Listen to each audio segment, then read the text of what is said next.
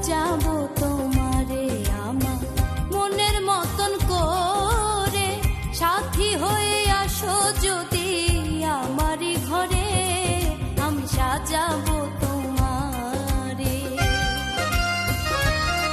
আমি সাজাবো তোমারে আমার মনের মতন করে, সাথী হয়ে আসো যদি আমারই ঘরে, আমি সাজাবো।